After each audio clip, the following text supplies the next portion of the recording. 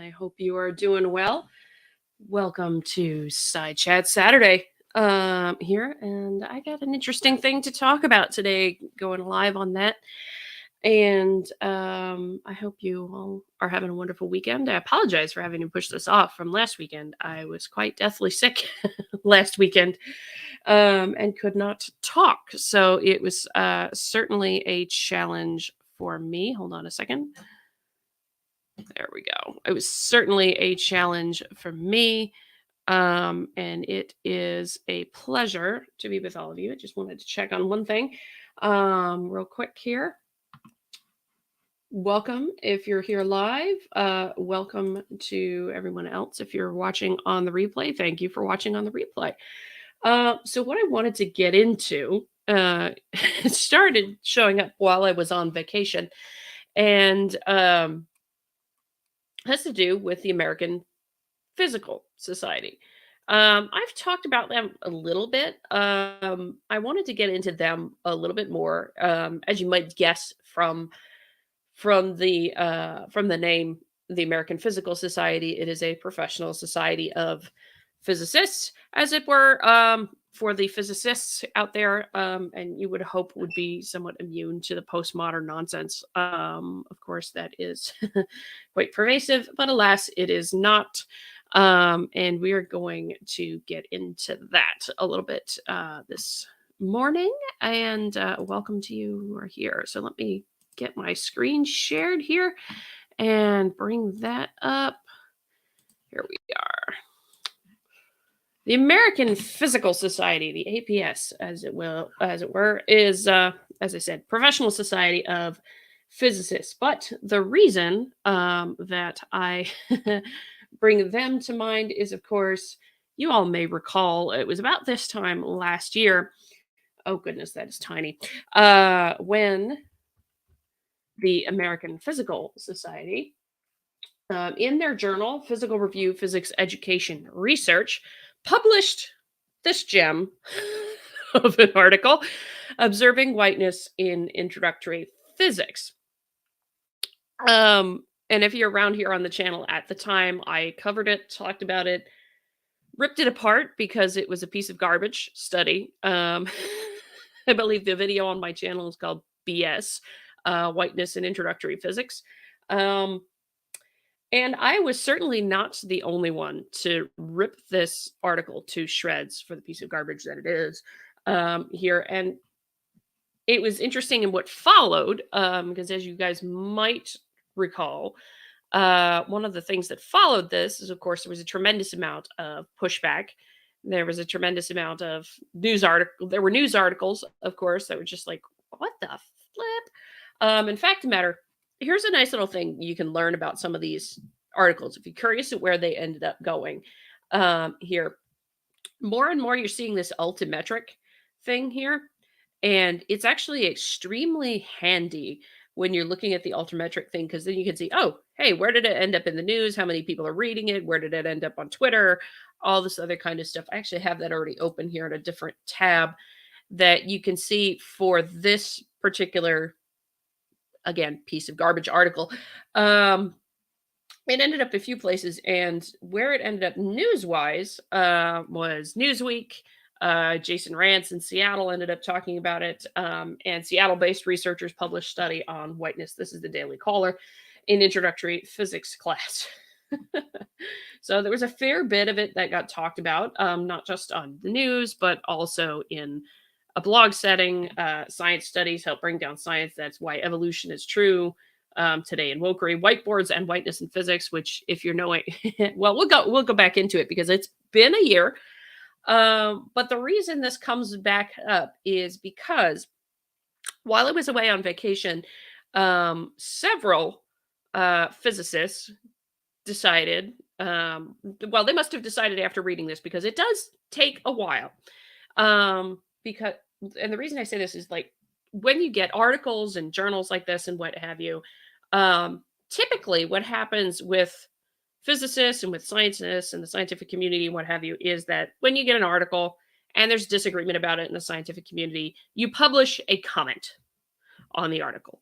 And often the authors of the article that you are commenting on, then have the option to comment on your comment or essentially try to rebut your arguments on why their article is a mess.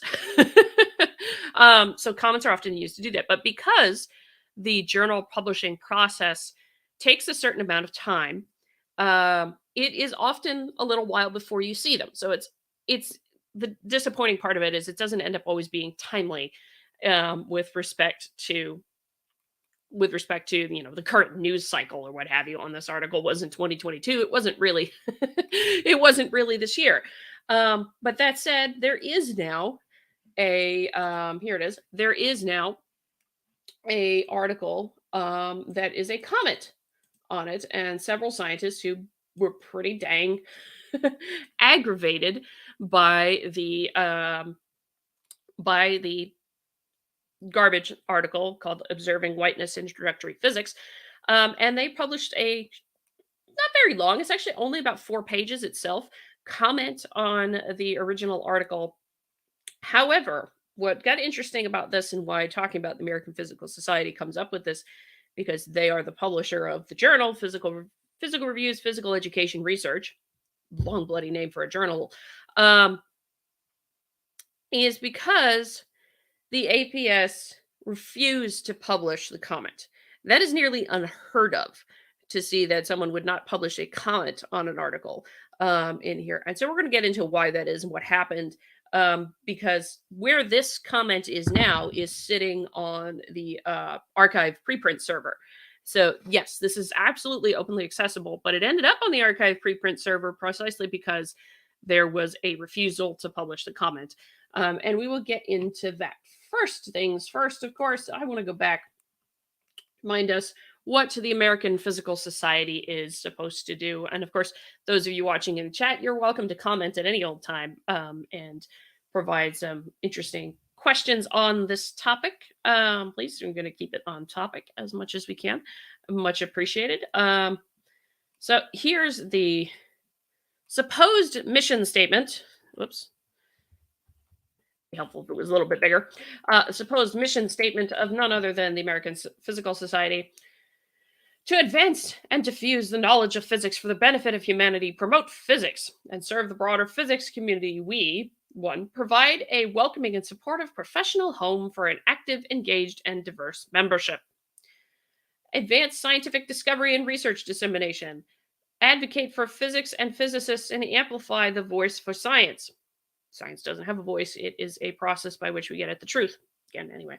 Share the excitement of physics and communicate the essential role physics plays in the modern world and promote effective physics education for all. I want to know what they mean by effective. But anyway, that is the so-called mission of the American Physical Society. And based on that, you would think that they would welcome some of the commentary that's been given here and be focused on physics in here. So the society itself has an interesting history. I mean, they founded in 1899, so this is an old society of physicists here.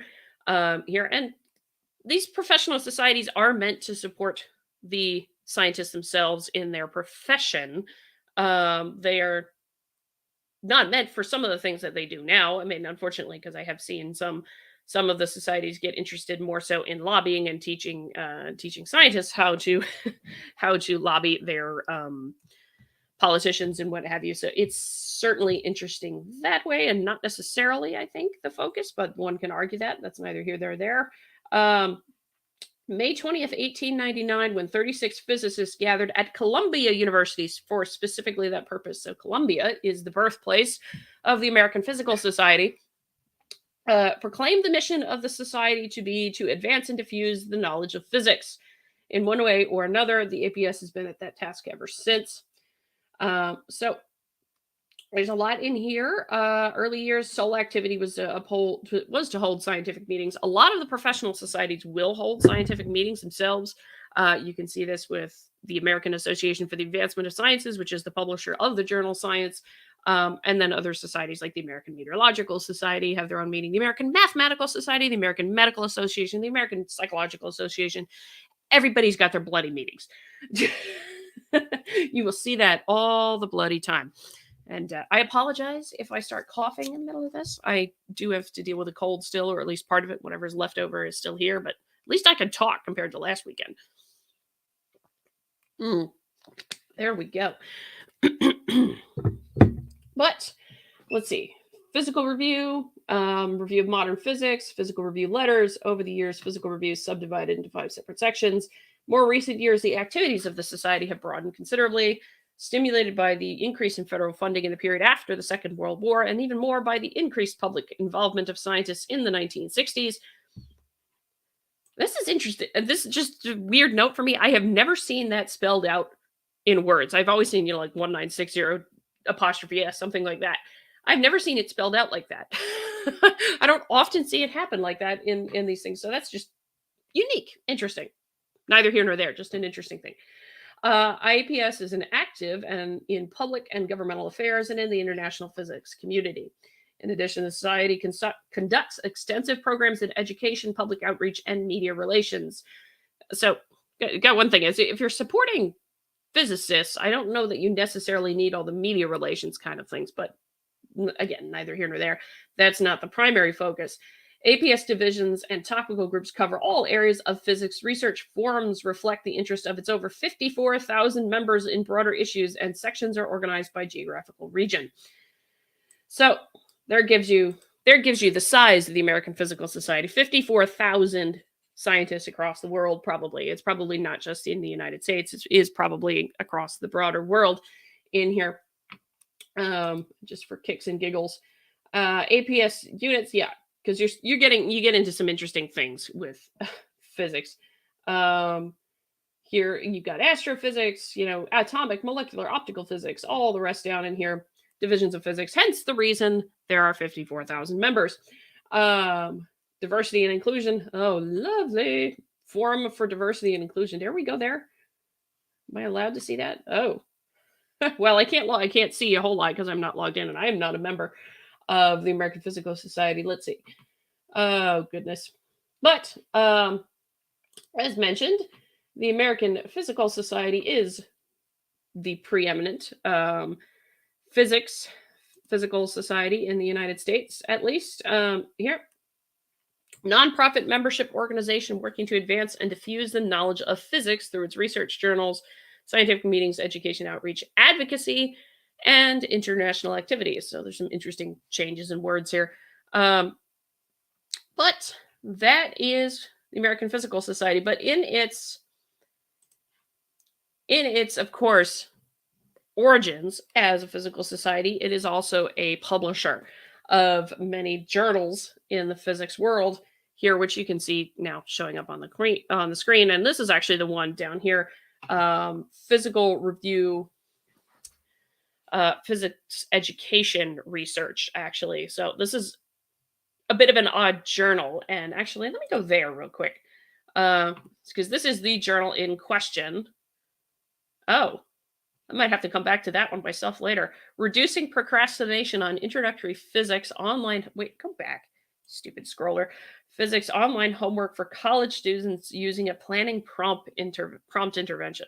So whenever you're getting into a bunch of these journals, the other thing that you can do is you can also go find out, what is that journal supposed to be doing? What is it supposed to be publishing?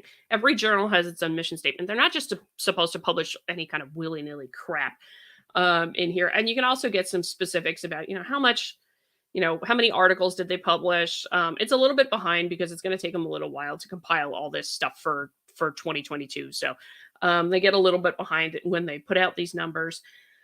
So let's see. Physical review, physics education research, which I think the only way I can shorten that to pronounce it would be PREPPER, which strange acronym. Anyway, covers the full array of experimental and theoretical research relating to the teaching and learning of physics and astronomy. PREPPER is the only fully open access journal for physics education research. What do we mean by open access? It's nothing is behind a paywall. So this is where you can get into it. If you're a member of the public watching this and you're interested in what they're doing, this is one journal where you have complete access to it. Actually, you can go right in there and have some merry old fun with it. So PREPPER is fully open access journal that is sponsored by the APS the American Association, which is American Physical Society, I should say, the American Association of Physics Teachers, the APS Forum on Education, and the APS Group on Physics Education Research. The support of these sponsors enables the journal to subsidize article processing charges for authors unable to pay the full cost of publication. So, what does that mean? If you've been following along for a while, I've talked about the back end process that goes into um, journal publication, and people publishing their their manuscripts and things like that. When we're getting into that, what happens is that when I or somebody else as an author submits to a scientific journal, and you go through the whole review process, and you've finally been accepted, and all that lovely jazz. One of the things that comes up then is that I'll put it to you this way: nobody makes money off of publishing their articles. None of the authors of scientific journals make money. It's more so about the credibility in research and, publishing stuff so that you can then take it and go get more grants elsewhere. You never get actual money from publishing an article as an author. Anyway, in fact, the matter, what they're hitting at here with the article processing charges is oftentimes once your article's accepted for review, accepted for publication, and you've gone through that whole mess of review, it is the author who has to pay the journal and pay the publisher for the processing charges and cost of publication. So that's what they're talking about here in the notice of, hey, some of these things can get subsidized for those who can't afford it, because it is not cheap. Oftentimes it is well more than $1,000 per article to publish here. So it is not a cheap thing to do so. Here, if you're talking about some of that, again, the cost dependent upon the journal somewhat. So I don't know exact costs for the American Physical Society journals, and I would not presume to know. But that has been some of the experience, and I've heard from others some similar commentary. Prepper publishes detailed research articles, review articles, and replication studies. We're going to get into that in a second. Descriptions of the development and use of new assessment tools, presentation of research techniques, and methodology comparisons or critiques are welcome. Methodology comparisons or critiques are welcome. Remember that for later, hey? The journal has a flexible approach to article lengths and welcomes submissions of longer papers that provide depth and authority in their subject areas. By researchers and for researchers, like all journals in the physical review family, Prepper is shaped by researchers to serve the research community. Another point of note, probably to remember for later. This commitment ensures that its mission and standards prioritize the needs of researchers and authors, not commercial publishing interests. The journal is international, with approximately 1/3 of published articles originating from outside the United States. Physical reviews reach is far and wide, and authors and referees from over 130 countries. So it actually has a pretty wide reach in here. So what they're talking about in this article, they always have scopes, here. And I do question whether or not some of these things are just recently added. I haven't had the chance to go back in the Wayback Machine and look at this particular page to see if there's some things that got added. But here, what do we have? Topics in experimental and theoretical physics education research are accepted, including but not limited to educational policy, instructional strategies and materials development, research methodology, epistemology, attitudes and beliefs, learning environments, scientific reasoning and problem solving, diversity and inclusion, hooray, learning theory, student participation rather, and faculty and teacher professional development. So there's a lot more here. But I want to go back and recall to mind this lovely beast of an article, none other than Observing Whiteness in Introductory Physics. And as I mentioned, this article got roundly roasted, and I think justifiably so, when it was published last year. But as I said, it takes a little time to pull together comments and try to get them published in response to these things. But we'll go through some of this just to reminisce, if you will, on the garbage that's in this article, starting, of course, with the abstract. And we'll hit some of the interesting things, but I don't want to dwell on this because the comment that has not been published, but is certainly a rather scathing rebuttal of this nonsense here. is worth a read, and it's worth understanding just what happened with it, and why. Well, put it to you this way: why I think the American Physical Society's decision actions are somewhat despicable with that. Let's see. Within whiteness, the organization of social life is in terms of a center and margins that are based on dominance, control, and a transcendent figure that is consistently and structurally ascribed value over and above all other figures. Above other figures, I should say. In this paper, we synthesize literature from critical whiteness studies and critical race theory to articulate analytic markers for whiteness and use the markers to identify and analyze whiteness as it shows up in an introductory physics classroom interaction. Now, pause there for a moment. You've been watching this channel long enough, along with others such as James Lindsay or Doug Philman over The Reason We Learn or anything like this. You already know that one of the foundational tenets of critical race theory is the assumption that racism is everywhere, that it pervades everything. It is an assumption made but never proven. Let's put it that way. We name mechanisms that facilitate the reproduction of whiteness in this local context, including a particular representation of energy physics values, whiteboards. Yes, they talked about whiteboards, by the way. That was the funniest part of the article for me. I was laughing hysterically when I did the video on this last year. Gendered social norms and structure of schooling in naming whiteness and offering a set of analytic markers. Our aim is to provide instructors and researchers with a tool for identifying whiteness in their own context. Alongside our discussion, which imagines new possibilities for physics teaching and learning, we hope our work contributes to critical whiteness studies' goal of dismantling whiteness, the amorphous thing that it is. And I will get to the comment here, Mom. Yes, whiteboards. I see your comment. Yes. I will get to that. It's they got into all sorts of fun things with whiteboards and apparently how whiteboards center whiteness. It was hysterical. Such hysterical laughing on my part when I read it the first time. If I can find it again, I will. Yeah, and in fact, the matter they're pretty explicit straight out of the gate about talking about yes, the thing in classrooms. Yes, the thing in classrooms, whiteboards. The thing in classrooms is what they started talking about. It was hysterical. I'll find that in a minute. That's easy to find with a control F here. But yeah. This is okay. This is actually pretty quick. Oh no, you got it. You got it right. You got it right. Winnie the Flu, you got it right. It's most definitely about whiteboards. In part, anyway. We'll get into this a little bit more in a second. Hold on. Critical race theory names that racism and white supremacy are endemic to all aspects of U.S. society, from employment to schooling to law. This is actually correct in what they say here. The first tenet of critical race theory is the assumption that racism is everywhere, that these things are everywhere. It is an assumption, but they never prove it. But they go on, of course, we see this we see the outcomes of this, for example, in differential incarceration rates of infection and death in the era of COVID, and police brutality.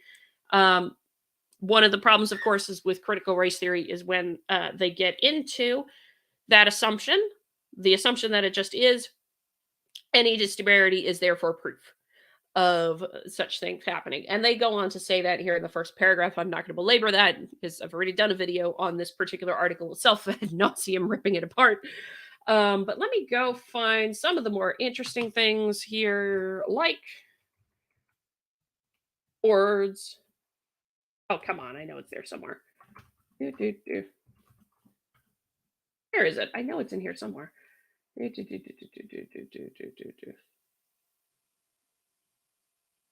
What happened here? Hold on. Oh, they do this thing, don't they? Ay. When they have the HTML thing, I didn't realize they did. There we go. Let us just go ahead and fix that real quick.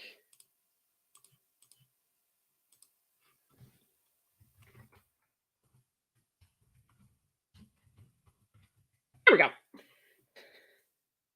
So the way they did this, the way they're supposedly showing that whiteness exists in introductory physics, is they have one case study of one interaction between several people here.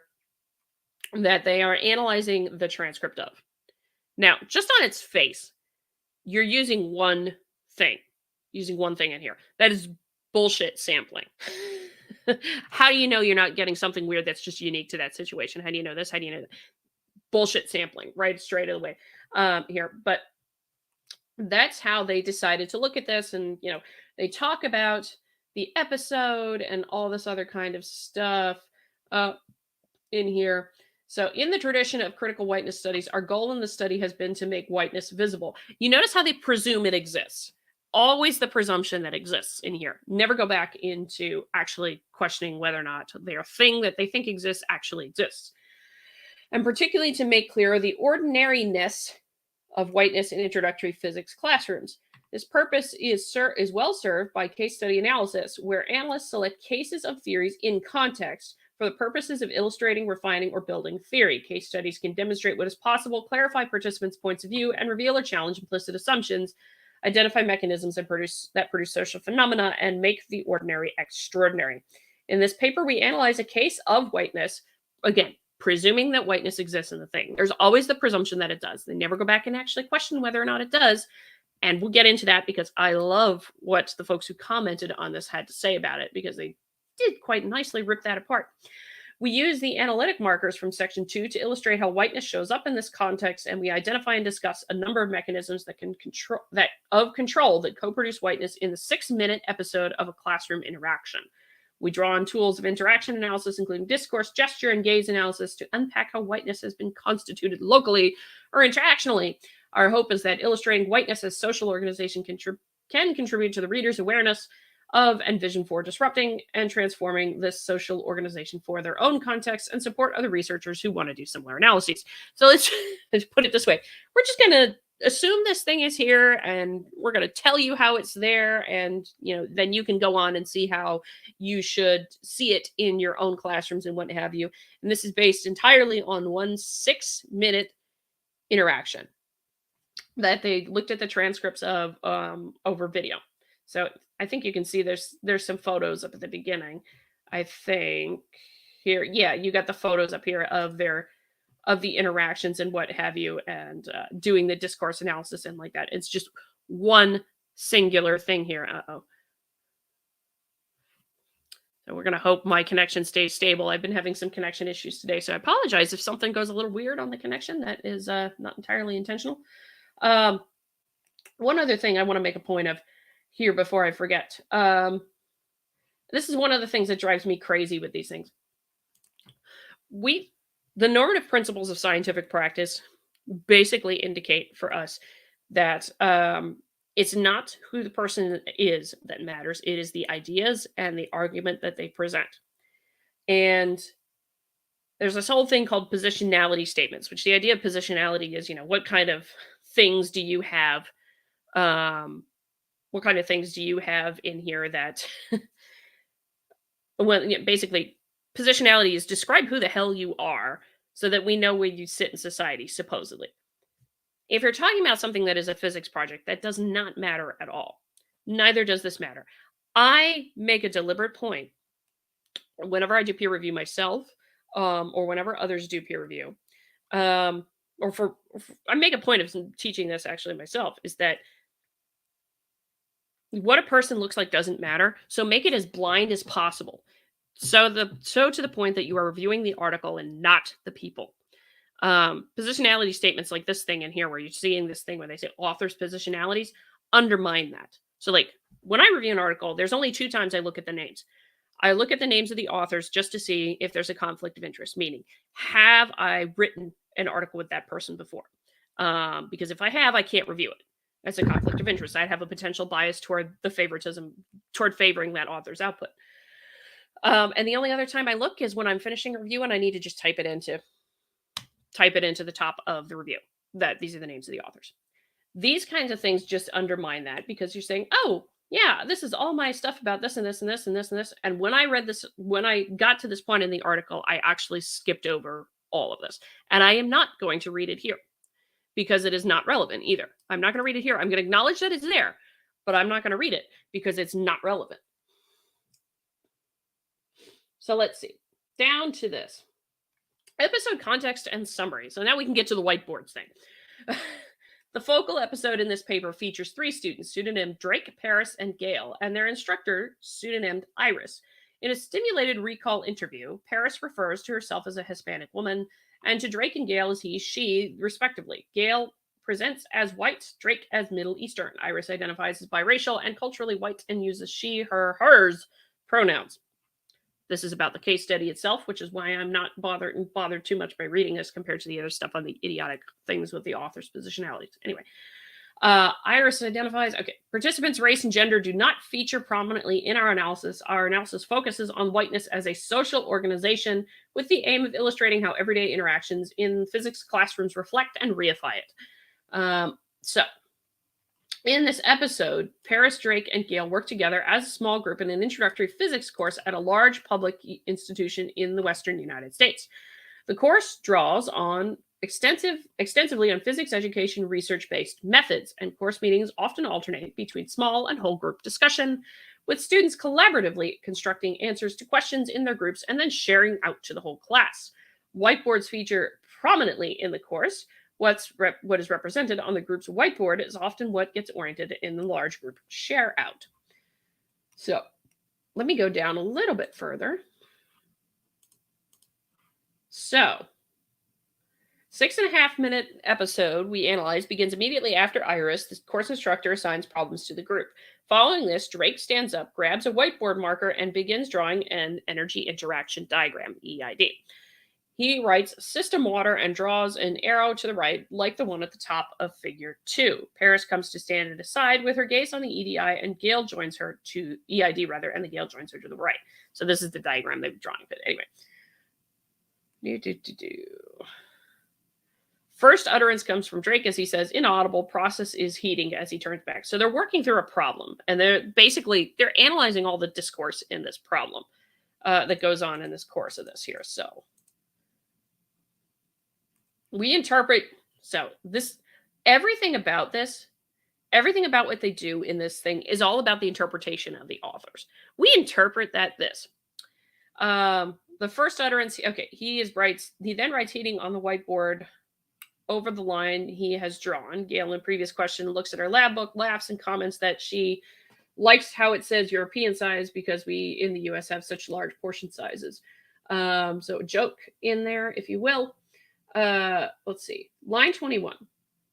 In this snippet, Gail names the group's task as trying to determine the water's heat capacity, which Paris revoices as trying to determine how much water is there. One possibility is that Paris is thinking of the mass dependence of heat capacity. Gail rebuts Paris's proposal, offering instead that what they're trying to do in determining the heat capacity is to raise the temperature of water by 1 degree Celsius. This is the formal definition of heat capacity, how much energy or heating it takes to raise the temperature of an object by 1 degree Celsius, which is correct. That is the formal definition of heat capacity. Paris affirms Gail's suggestion, adding that they would do that because that's how you measure. Drake simultaneously responds to Gail, beginning shortly after Paris starts answering in line 20. Drake, so it will always be a liquid because that's the only way temperature changes. It won't change between liquid and gas. Well, if it was 99 degrees and we raise it to 100, right? Might is inflected up. Gail's gestures indicate this is a question. Yeah. Or if it's more than 100, then. But in this case, we just leave it as a liquid. Starts annotating end of arrow. I think this is the case. I think in this case, you're assuming it sits there. Gail nods at Paris. We interpret. They are always interpreting. We interpret Drake's move in line 21 as a bid to turn the attention of the group back to the representation he has begun to draw on the whiteboard, specifically to determine what he should label the final coordinates on the right notch of the arrow at the top of the energy interaction diagram. He may be building on what Gail has said.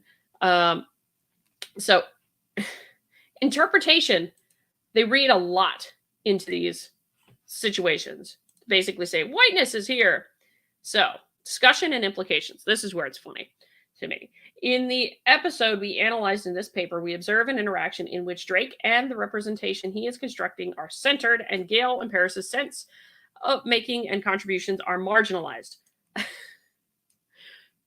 They are making so much of an assumption about what's going on, actually, in these things. It's amazing. both in their interactions within their small group and in the larger group discourse. This social organization is co-constructed and co-maintained by at least 5 mechanisms of control.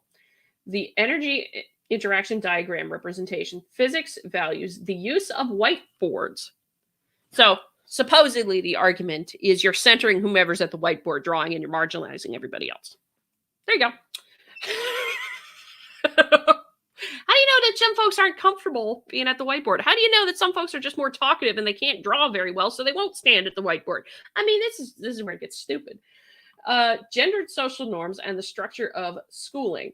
Importantly, we would suggest that these mechanisms operate mostly invisibly. Actors' participation in them is sensible and normal. At the same time, actors are consciously or unconsciously renegotiating their relationship to the center or expressing aspirations to change whiteness as a social organization. So, yeah, you're doing that. As you do this, you're trying to change whiteness. That is the assumption that they make about what people are thinking and doing. They can provide no proof of that.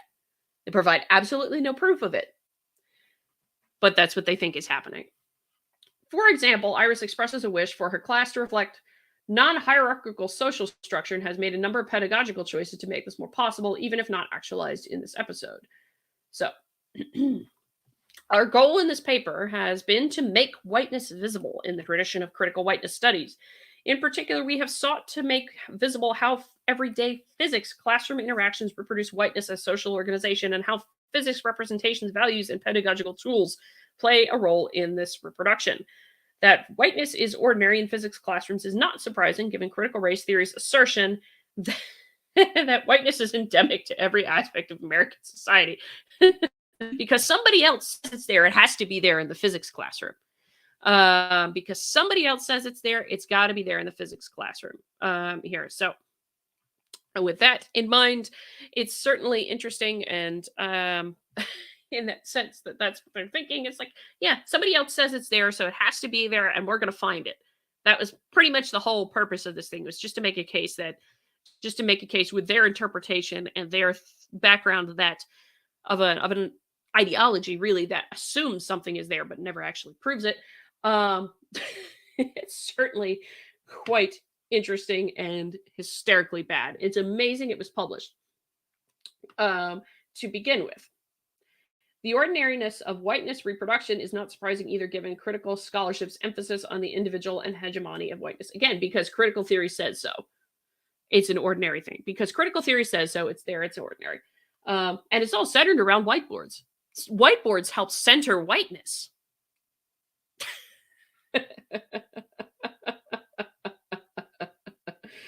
Oh, gosh. Here we go. Here's more on the whiteboard. The impact of whiteness in physics classrooms cannot be understated. One outcome of enforcing social organization with a consistent center and margins is epistemicide, or the extermination of knowledge and ways of knowing. Oh my gosh. That's a new one. I didn't know that phrase. I didn't remember that from the last time I read this article. We see glimmers of this in data we have shared in this paper. In lines 28 to 32, Paris and Gale are talking about how to measure heat capacity, continuing from their conversation about what heat capacity is in lines 17 to 20. For the duration of this exchange, their attention is increasingly divided between the conversation they are having and the EID Drake is constructing on the whiteboard. They discontinue their conversation in line 33 without appearing to reach a resolution in their thinking and begin commenting on the EID. Though this example does not on the surface appear as forceful as many examples of epistemicide, whatever the hell that is, in literature, it is one example where one form of knowledge building was discontinued in service of another. So, oh gosh. Yeah. Because you're focused on solving a problem on a whiteboard. You're focused on solving a problem on a whiteboard. Therefore, you are exterminating other ways of thinking and other conversations that may go on here. Yeah. This is, again, deserving of mockery. Another outcome of whiteness as social organization is fragmentation or temporarily splitting oneself. Central goal of our work is to develop critical consciousness among physics instructors and physics education teachers, but we cannot stop there. In fact, critical whiteness studies have been criticized for providing a wet white folks a mechanism to continue in a state of perpetual learning, never moving into a state of anti-racist action, and for recentering whiteness. At the same time, white people's actions need to be informed by an anti-racist lens, which includes an awareness of how whiteness is functioning in organizational spaces. We hope our work does not end with developing awareness, but also inspires us to ask questions about what all of this means for classroom practices. It means nothing. It means nothing for classroom practices because you made an awful you had blackboards in Asia?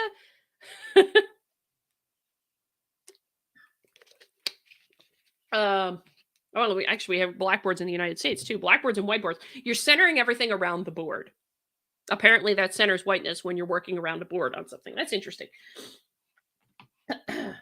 Though we feel that imagining more liberatory futures for physics should be a community conversation, not something we prescribe, there are frameworks from critical race theory and abolitionist movements that offer vision for a different social organization outside of whiteness.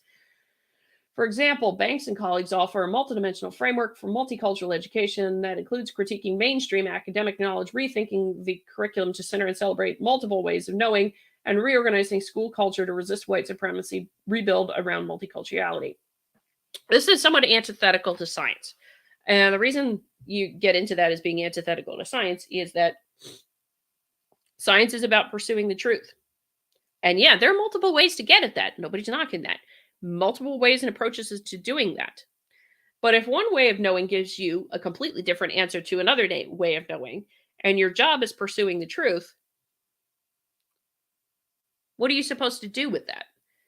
If you're centering all these other different ways of knowing, if you will, to use their language, what are you going to do when it's not truthful or you've got two completely and perhaps contradictory answers to the same question?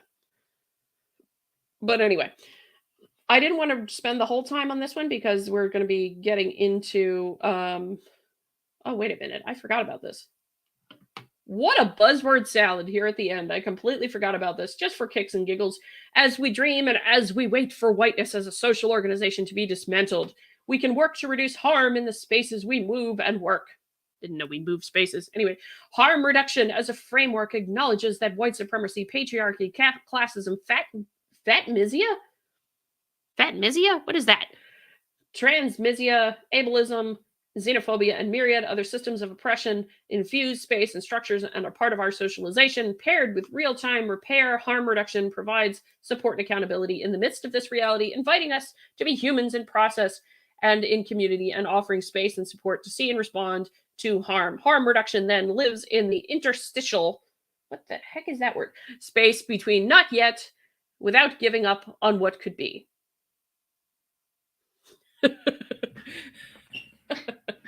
What a word salad there at the end. So I didn't want to dwell on this because I've already done a whole video on this. You can find it in the archives here from last year. The video is called BS, Whiteness and Introductory Physics on this channel. And you can certainly get into that. As I mentioned, though, this particular article kind of went all over the place there for a while. And there was lots of commentary, as you can guess, and even some recent commentary. And this recent commentary has come up because of the comment I'm about to get into.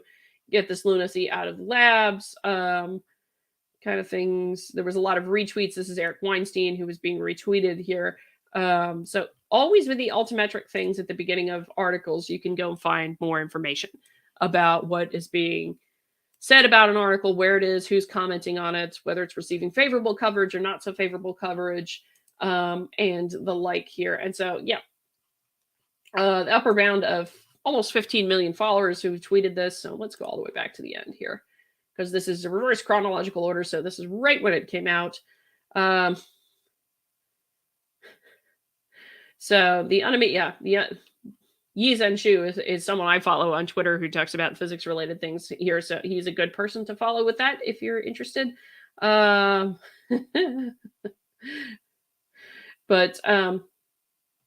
yep. It's a mess, is all I could find about it. It is an absolute mess. Oh, James Lindsay. What Eric is saying is that the rest of the body is like, and all that in here. So James Lindsay commented on it. Everybody had something to say when this came out originally. And it indeed pushed an awful lot of backlash. So Lawrence Krauss, who is a physicist himself, an excellent physicist and retired, I think now, but or maybe he's not. I could be wrong. But he got into it also writing this particular piece about it. This is the Newsweek article. So there was lots of negative feedback and strongly negative feedback about this particular article, Observing Whiteness in Introductory Physics. And the American Physical Society, I think, kind of rightly got roasted for it. Newsweek was smart enough to go after, oh, hey, how much money?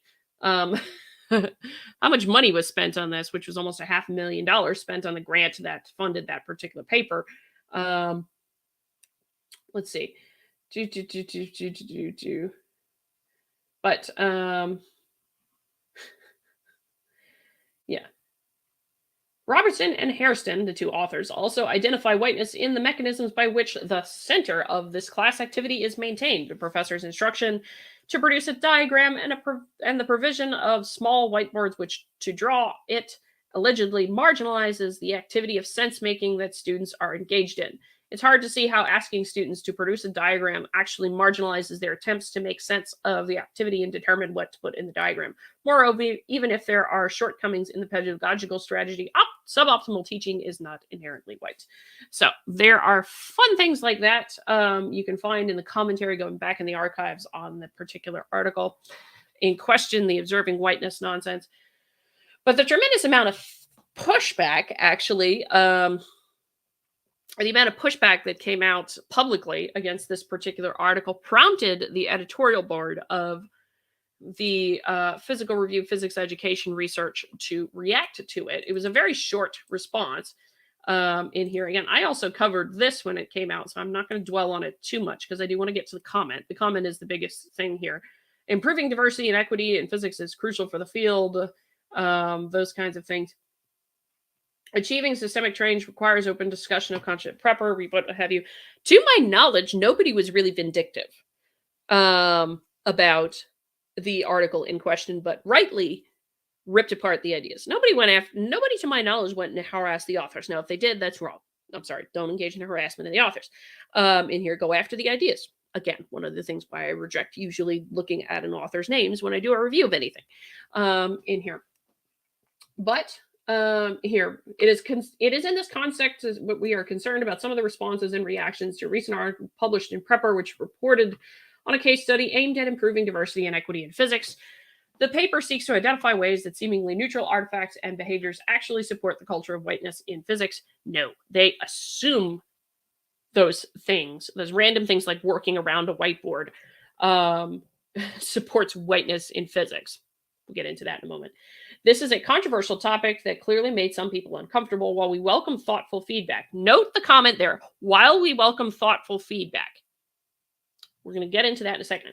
And even criticism of the study, we denounced the many harassing, intimidating, and diminishing tweets and emails in responses to the publication of the article. These behaviors are direct line violations of APS guidelines on ethics. Indeed. I'm sorry, they're not attacking the authors, but they do have every right to roast the article, even as I did. Now, we fast forward, finally, to this year. This is not available in Prepper. It was submitted to Prepper for publication, but it is a comment on the article. Like I said at the beginning, the process by which scientists tend to argue with each other on, particularly on controversial issues with, publish an article, comment on an article, there's a rebuttal, you can have comments that go back and forth for ages. They take forever to get the comments published, which is part of the reason why I don't mind doing responses and critiques of articles right when they're published via media, via YouTube or via, written word or things like that. Because if it's a timely article that has a problem with it, it needs to be able to be critiqued right then. But this is also the appropriate way to get in the record the counter responses here. Now, as I said, this is in a preprint server, and it has not been accepted for publication by Prepper yet. Because typically when you have a comment, you would publish when you have an article, you would publish a comment in the same journal where the original article appeared, so the people who read the original article can also see the comment very easily. Those kinds of things. This is not there. This is on the archive preprint server. which if you'd like to follow along, I will drop it in the chat here momentarily so that you can follow along yourselves if you'd like with that particular article. Now, the authors added one particular thing here at the end that I think is relevant, in that they added a timeline and a basic summary of what the back and forth commentary was like for these authors with the American Physical Society and with the journal in their attempts to get this published in the journal. And that's where I get really really concerned about what the American Physical Society is doing with respect to this. So, as always, abstract up first. In the recent article of Robertson and Harrison, the authors claim to name mechanisms that reproduce whiteness, and they identify whiteness in Introductory Physics from the analysis of a 6-minute video. We argue that even if one accepts their tenuous position that whiteness is sufficiently well defined to observe, their study lacks proper controls, checks, and consistent methodology to allow for confirmation or disconfirmation of the asserted interpretation of the data. The work does not provide a consistency check of the interpretations and lacks sufficient data to give any type of statistical reliability estimate. Even with case studies, you are supposed to actually get at some kind of reliability and reproducibility. It also contains no evidence that analysis of a single video segment captures typical interactions in introductory physics classes. We argue that the work does not meet even the requirements for a qualitative study, as the authors do not consider alternate interpretations or other hypotheses. Oh, wait a second here. Or other hypotheses for explaining the observations, nor do they describe how to conduct studies that confirm or contradict the results. Now, this is where I'm going to make a note on this, and just remember again here that what those authors in the Observing Whiteness and Introductory Physics were working off, the framework with critical race theory, assumes that it's there. They are never about actually, figuring out whether it is actually there or not, what have you. They assume it's there, and they look for they take an interpretation that is favorable to their assumption. That is the opposite to how science is supposed to work. You have a hypothesis about these things. You are supposed to test your hypothesis. You're not supposed to assume and then go look for things to confirm your results. That is what they did in the other article. In particular, whiteness is so poorly defined. Fact of the matter, I will tell you right now, they did not give you a definition for whiteness in the original article, that it is not possible to show that whiteness is absent. No falsification. No ability for falsification. The authors make the stunning claim that their study cannot be judged by the scientific standards used in physics, and any such evaluations would be in bad faith. Their framework is completely incompatible with quantitative and qualitative scientific studies. If the work cannot be evaluated by scientific standards, then it is not a scientific study and does not belong in physical review. In an appendix, we provide a timeline of this comment and its fate, along with a brief description of its genesis and a response to the American Physical Society news backpage article, in which APS quotes and emphasizes Physical Review Physics Education Research editorial, stating that a comment is appropriate venue for addressing issues with the paper at hand. So that's going to get at the end unfortunate things that happened with the American Physical Society and the responses to trying to get this published. Now, the comment itself is only 4 pages, and since it's somewhat new, I'm probably going to walk through a ton of it, a bunch of it, at least, in particular, because they have some really great comments here in roasting the article that I didn't think of, and I don't think a lot of other folks thought of when they read the article initially. The other reason I want to give some time and highlight to the comment is because this kind of stuff needs to happen more so as some of these things get published. As some of these articles get published, like that Observing Whiteness and Introductory Physics BS, these kinds of comments deserve more highlight. They deserve publication because it shows some of the pushback, and it is pushback that needs to happen. In reference one being Observing Whiteness and Introductory Physics, the authors analyze a 6-minute video of 3 students and an instructor discussing physics problems. The comments, actions, and stimulated recall response of the participants are analyzed and discussed under the lens of critical race theory and observing whiteness. We argue that even if one accepts the rather tenuous proposition that whiteness is something that is well defined enough to be observed unambiguously, the study does not have proper controls or checks and lacks a methodology that would allow other follow up workers to confirm or disconfirm the asserted interpretation of the data or even to repeat the study. You can't replicate that. You cannot replicate that study. That's one of the big flaws with it. The authors argue that a critique of their study, according to the methods of physics research, would be in bad faith. However, their framework is completely incompatible with quantitative and qualitative scientific studies, and as a non scientific study, it has no place in the scientific journals of physical review. One of the first issues is that the study lacks proper data. Only a single video interaction is discussed, and there is no broader background data provided against which conclusions could be drawn. It can be argued that this is a qualitative and not a quantitative study. However, qualitative studies still follow a scientific framework in which alternative hypotheses or different interpretations are discussed, along with other possible validity threats to their conclusions. What is to say is basically what I said at the start. The authors of the article, Observing Whiteness in Introductory Physics, assumed that whiteness is there and just went for proof of it, went looking for proof of it. They never tried to disconfirm their own hypothesis. In fact, they never really made a hypothesis. They just said, critical race theory says it's there, so we're going to go find it. That is not scientific in the slightest. Not at all.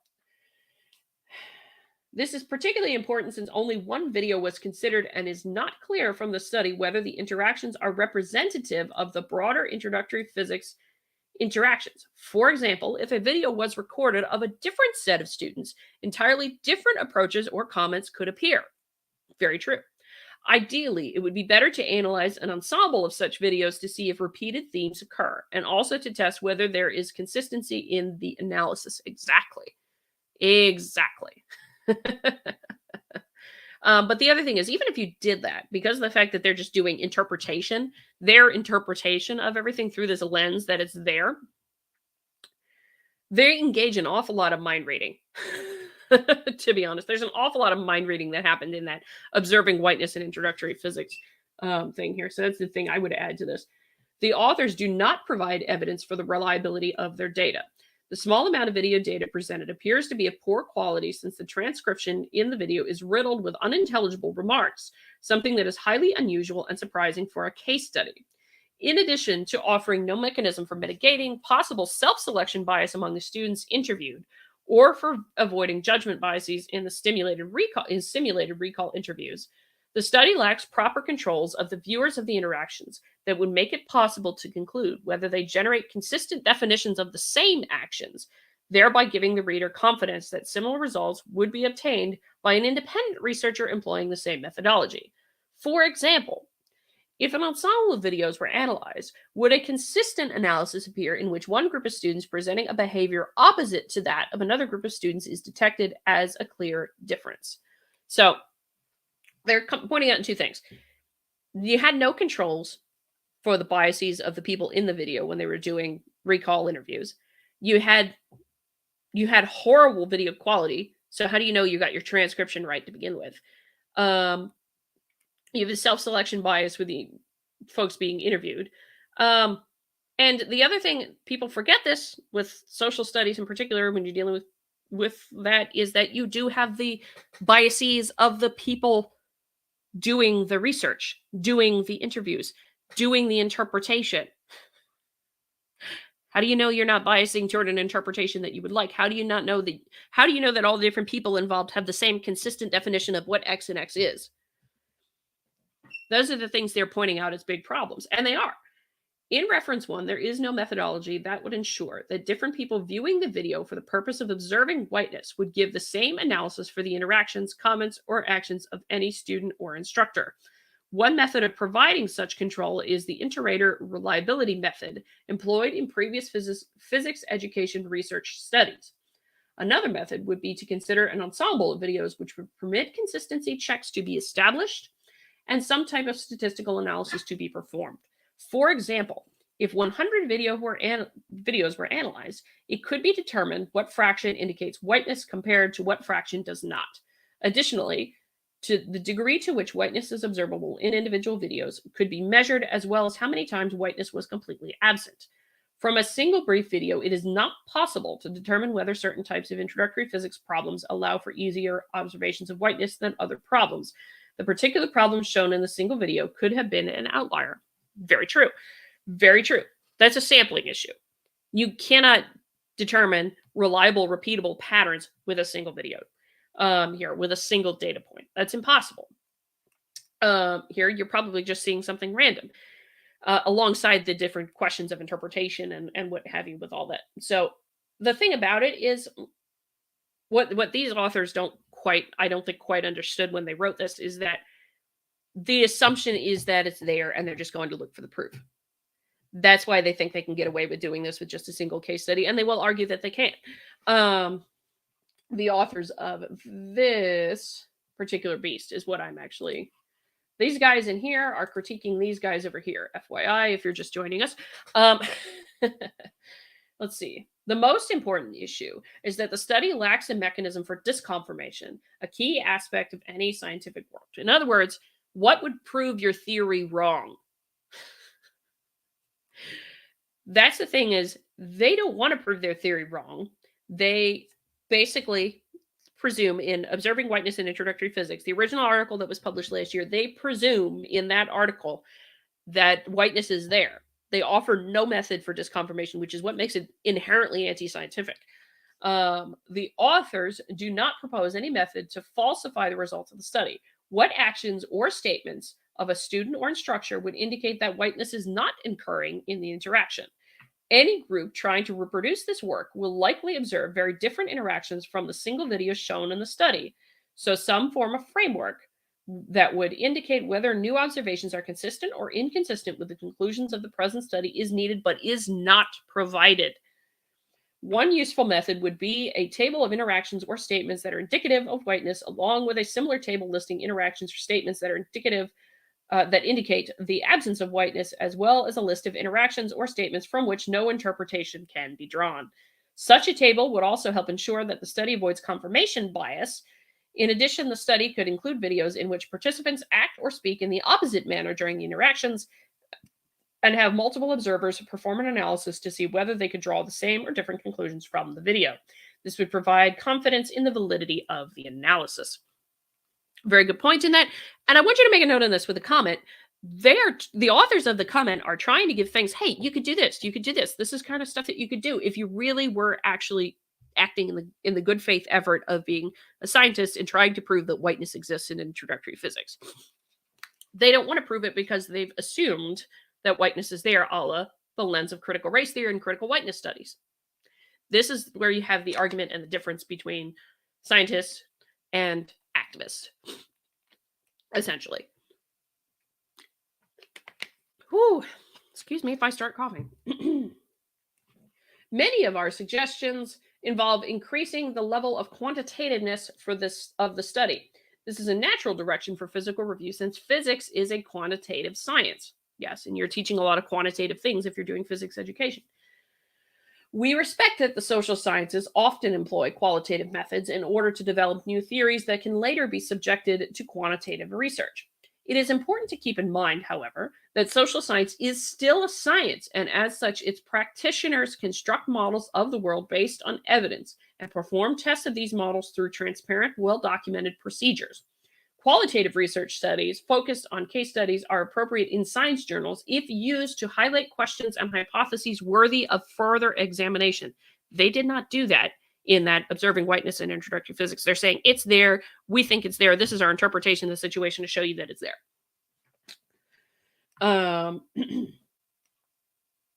Much as theoretical physics models are often examined deliberately unrealistic toy models to stimulate further inquiry. Even as we ultimately draw conclusions about the physical world, not from theoretical analysis of toy models, but from experiments on real systems, large-scale conclusions about problems in the wider physics community require quantitative research on large samples with proper validation. Okay. We finally wish to comment on the general concept of testing competing hypotheses and why it is important to have statistical significance measures and consistent interpretations of observations in studies of this type. In the opening sentence of reference 1, the authors write, Critical race theory names that racism and white supremacy are endemic to all aspects of U.S. society, from employment to schooling to law. And in discussing the results, they write, quote, that whiteness is ordinary in physics classrooms is not surprising, given critical race theory's assertion that whiteness is endemic to every aspect of U.S. society. Under this conjecture, observation of any phenomenon will by definition be consistent with whiteness, since whiteness is endemic to everything. He's getting at the problem with they're getting at the problem here with critical race theory and the assumption that whiteness is there, because anything, when you basically when all you have is a hammer, everything looks like a nail. That euphemism very much applies here with the idea with critical whiteness studies and critical race theory in here, because you assume it's there, everything is proof of it. If you remember the funny little video I did a while back, talking about the first tenet of critical race theory, racism is everywhere, so they look for it in everything. They never try to disprove it. This is a circular argument in which the hypothesis is defined to be true for every possible observation, giving it no scientific validity. You must have some way to falsify it. Situation where it's not true for it to be scientifically valid. Falsification is a big deal. To qualify as scientific, a study must enable development of predicted observations that would nullify or modify the conjecture. In other words, it must be possible to disconfirm as well as confirm the hypothesis, a tenet that physics education research works to help instill in students. Under repeated observations, there would likely be a range of outcomes and even opposite outcomes, and the results should be discussed in light of possible competing interpretations. For example, a student interaction scenario in reference 11 that is very similar to the interactions in reference 1. Reference 1 is the article they're critiquing, just to remember, led to a very different interpretation in the terms of female students assuming leadership roles. It would be valuable to identify methodologies that could distinguish between the interpretations of reference 1 and those of reference 11. Alternatively, some modification of the theory might need to be made. If the paper's hypothesis is scientific, it should be susceptible to disconfirmation as well as confirmation.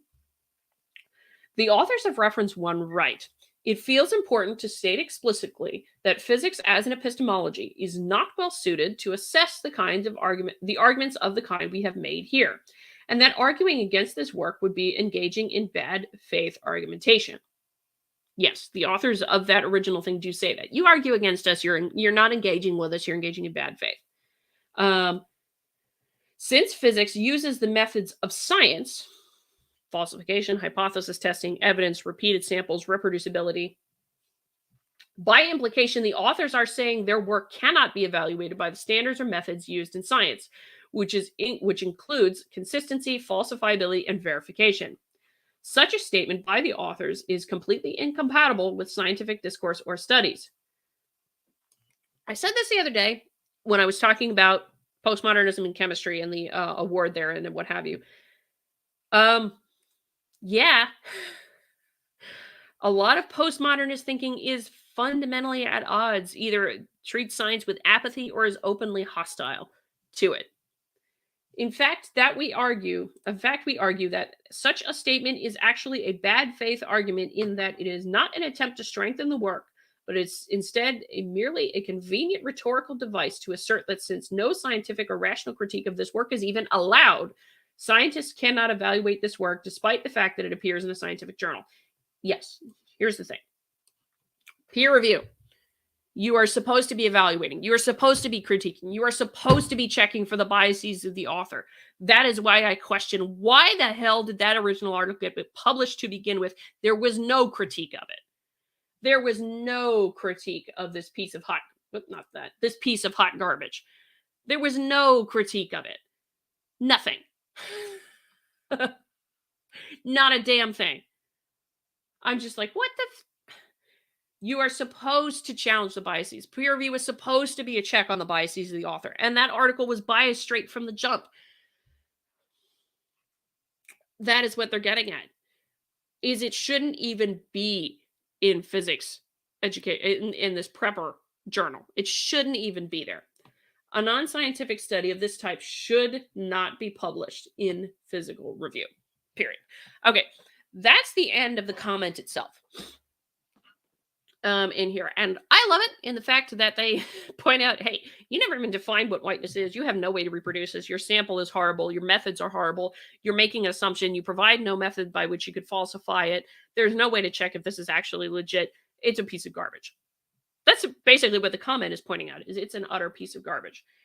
At the end here in this appendix is the timeline of the fate of this comment itself. And this is the reason I wanted to bring this up with respect to the American Physical Society. They wrap up the timeline here.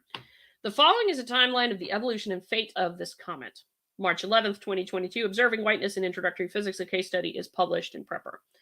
March to April, accounts of the Prepper paper appear in the popular press. April 11th, 2022, in response to the controversy generated on social media and in the popular press, Prepper editors publish their response, in which the editors write, the Physical Review invites constructive and respectful criticism of published articles in the form of comments. They invited comments like this one. Mind you on that, because I remember reading that. That was in the other piece that I showed you. That was in here. Invites constructive and respectful criticism of published articles in the comments. They invited the comments. As an additional response to the controversy mentioned above, the APS News backpage article, Productive Scientific Discourse Demands Respect, is published, which quotes the Prepper editorial statement, inviting constructive and respectful criticisms in the form of comments. We contact the backpage articles, challenging the implication that disrespectful communications are originating from APS members and expressing doubt that a comment can, as suggested by the Prepper editorial and APS backpage article, be used as a venue for discussion of the paper. So, this is going to be a question. I don't know all the other things that were going on. They obviously didn't release the emails. They put in a timeline here. Contact the backpage authors, challenging the implication that disrespectful communications are originating from APS members. That is a fair thing to challenge them on, because I'm going to take a wager it wasn't just APS members, because it's an open access journal. That article went everywhere. Anyway. Then APS President Hellman responds and encourages us to write and submit a comment based on a scientific response, presumably framed in a constructive and respectful way, addressing the topics you found problematic in the Prepper article. The authors who wrote the comment here were encouraged by the leadership of the American Physical Society to submit a comment. We submit a 1,472-word comment framed as suggested by the APS president to Prepper. In June 2022. June 2022, Prepper editor sends comments out to the authors in reference 1. July 2022, the authors of reference 1 declined to respond to our comment. So the authors of this original study here declined to respond to the comment, to the critiques made of their article. And you have the right to do that. You can say, I don't care. I don't want to respond. The Prepper editor sends our comments to 2 referees. Prepper editor in August of 22 receives lengthy reports from both referees, running to 1,577 words from referee A and 1,035 from referee B. So there was a lot of comments on their comment, as it were. And this is one of the other reasons that it takes so bloody damn long to get comments published, is that you got to go through peer review with the comments too, and peer review can take for freaking ever, depending upon the journal and depending upon how much you got to deal with. The Prepper editor rejects our comment on the grounds that it is framed from the perspective of a research paradigm that is different from the one of the research that is being critiqued. The referee reports that specify that our comment is written from a scientific framework, but the Prepper article, despite being funded by the National Science Foundation, is not. In essence, according to the authors here, and I'm going to caveat that this is according to the authors of the comment, their comment was rejected by Prepper in the sense that they critiqued it from a scientific framework. They didn't critique it from the lens of critical race theory.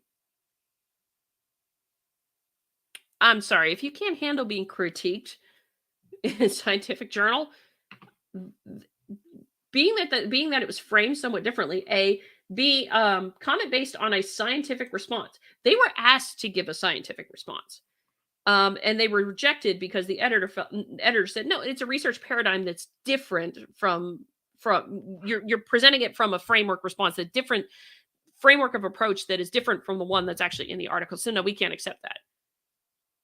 That's a note that they would have accepted that potentially. This is my interpretation. I fully admit on that one. They would have accepted the comment had they been critiquing from the same lens of critical theory rather than from a scientific one. September 26, 2022, we contact the Backpage authors a second time, stating that although the Prepper editorial, the Backpage article, and the APS president indicated that the appropriate venue for discussion is a comment, the venue is not being made available by Prepper. September 30th, 2022, the APS presidents recommend that we appeal the rejection of the comment. October 2022, we submit a formal appeal to Prepper. Prepper editor sends our appeal to a referee and an editorial board member. January 19th, 2023. So we're into this year. The Prepper editor receives an 816-word response from referee B and a 717-word response from the editorial board member. January 24th, 2023. The Prepper editor rejects our appeal on the grounds that the referee and the editorial board uphold the fact that a scientific critique cannot be applied to a paper that is outside the scientific paradigm. In other words, you didn't critique it through the lens of critical theory. I'm sorry, this is a scientific journal. You are supposed to critique it through the lens of critical theory. Not through the lens of critical theory. You are supposed to critique it as a scientist. And I'm sorry, if we're talking about diversity and the American Physical Society be so interested in diversity, wouldn't you want different ways of thinking about it? Wouldn't you want critiques from different mindsets and approaches so that you could, I don't know, get at the truth? We contact January 25th, 2023. We contact APS President Hellman, now past president, regarding the possibility of appealing to the editor-in-chief of Physical Review. She encourages us to proceed with an appeal. We file a formal appeal with the editor-in-chief. The editor-in-chief rejects our appeal in March of 2023, stating that, quote, the role of comments in the Physical Review is to refute or correct specific results in the articles upon which they are focused. In this case, your comment was a broader commentary on the nature of all studies conducted like those in the original article. For that reason, I do not believe that your concerns should appear in this context. We just read that comment. There's a reason I read the comment in length, and I thank you for going through it with me. We just read the comment in depth and length. They focused entirely on the article and were offering critiques on how to make that article better. The editor-in-chief's comment here is bullcrap. They focus entirely on the article that they were critiquing right down from the start here. Reference 1, first issue in the study is that it lacks this. Study lacks this. Study lacks this. Study lacks this thing. No. It wasn't just a broader commentary on the nature of all studies. It was actually a specific commentary on the article. Yes, they included some commentary at the end. But this commentary here was specifically a comment on the article in question, which is exactly what you are supposed to do when you are writing a comment on another person's article. That comment from the EIC of Prepper is bullcrap. March 16th, 2023, we make our comment publicly available for the first time to clarify to the community that Physical Review policy contradicts the assertions in the Prepper editorial and APS Backpage article, and that a comment is the appropriate venue for the discussion of the paper. So, that is the reason I bring this up here. This whole comment, brilliantly written, rips apart the article, which it should. It should. Like I said, the original article was a goddamn mess. And the American Physical Society itself, the president says so, the back page, the editorial board of the journal says, yeah, we invite respectful critiques and comments and what have you. But apparently, when the APS president says the comment based on scientific response, presumably framed in a constructive and respectful way, it was extremely constructive. We read the comment all the way through. You all let me know if I'm crazy. We read the comment all the way through. They were offering advice and, hey, maybe you should construct it this way. Maybe it would be better done this way. Maybe about this, maybe about that. And sorry, your arguments are flawed and here's why. All about the arguments. Never went after the authors. Always were focused on that particular study and how it could be made better.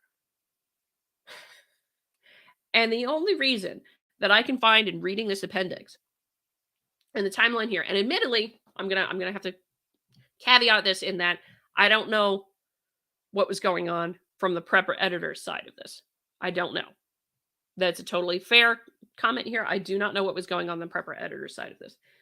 But it was rejected primarily because the research paradigm is different from the one being critiqued, which is to say The comment wasn't framed from the lens of critical theory and social studies. I'm sorry, that's a bullcrap reason to not publish a study. They actually provided some very, very sincere things because, as they point out, social science is still a science. You're supposed to be doing it based upon evidence. You're supposed to be providing ways to disconfirm your hypothesis. You're supposed to be providing ways to do that. You are not supposed to be assuming, if you're dealing with science, you are not assuming the conclusion first and then going through to find proof of your conclusion, your desired conclusion. This thing was a biased study from the jump, and it never should have been published. It was a biased study from the jump. And if you're going to publish it, then you should have published the critique also. The fact that this is only in a preprint server because it was refused for that reason around, it's not critique from the same lens. It's not critique from the same expertise, is bull. And particularly in here, this is also bull. It's not a broader commentary on the nature of all studies. I'm sorry, it's not. It was very specifically focused on a particular study in question that they were critiquing. That is why I find it absolutely shameful what the American Physical Society and Prepper in particular has done with this particular comment. That said, I encourage continued writing of the comments. I encourage continued writing, and if you can't get a journal to publish it, make sure it's out there somewhere on a preprint server, because it does very much matter. These things do very much matter, and that is my collective thoughts, and that's why I wanted to bring this up, because thank you to the authors of the comment for writing a very, very sterling and very nicely worded, actually, because there was nothing negative about it. It was going back to scientific principles in here, which is what the journal itself should be about. Scientific principles and what have you, allowing critique of that. Stuff like this, yeah, you might allow stuff like this to get published, but you really should be allowing the comment too, because the comment is on the article. And I'm sorry, if you're about diversity perspectives, wouldn't you care about the fact that they're identifying problems with your article from a slightly different research paradigm or a slightly different worldview? I don't think that's the question I have to ask with these things in here. So it is shameful to me that the American Physical Society, and more precisely the Prepper editorial board, refused to publish the comment in here. Now, that said, I would of course like to see more of the commentary from the Prepper editors and what have you, and to see them, of course, defend their actions in fairness to them. That said, the original article was a piece of crap, and I'm glad the original article, original ideas presented. Of course, not the authors. Nobody should go harass authors. Don't do that. The original article and the ideas presented in it were a piece of crap in that they assume, in this article, they assume, straight out of the gate, operate on the assumption that something is. And so when all you got is a hammer, everything looks like a nail. And they never provide any disconfirmation. Never provide any way that you say, oh, well, no, maybe it's not there in this situation. No. Critical theory assumes it's there everywhere all the time, so you have to find it. And that is a way to bias a study. They had a conclusion they wanted. They had a conclusion in mind with this particular study, and they constructed their study to support the presupposed conclusion that they had, rather than disconfirm a hypothesis. Which makes it pretty anti-scientific. And the comment does a pretty damn good job of pointing that out. That's what I wanted to show you guys today to talk about in SciChat Saturday. Do you have any thoughts, comments as we wrap up here? I can preview something else real quick while I'm at it, that I'm trying to figure out how the heck I'm going to respond to it, because it's so bad. And also why I talk about the chemists, and the chemists are absolutely crazy. Do you all have any thoughts, comments? I'll leave it for a second while I take a drink of water, because I've been running my mouth.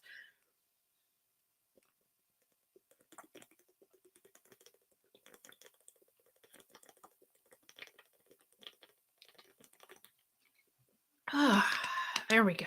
Much better. Much better. At least this week I can talk. Last week it would have been impossible to do this, because I was just like hacking up a lung. Okay then. Well, That's the comment in particular, so I won't belabor this. In a little bit, I'm going to head over to locals. So if you are a supporter on locals, the supporters only live stream will start momentarily after this. But first, before I go,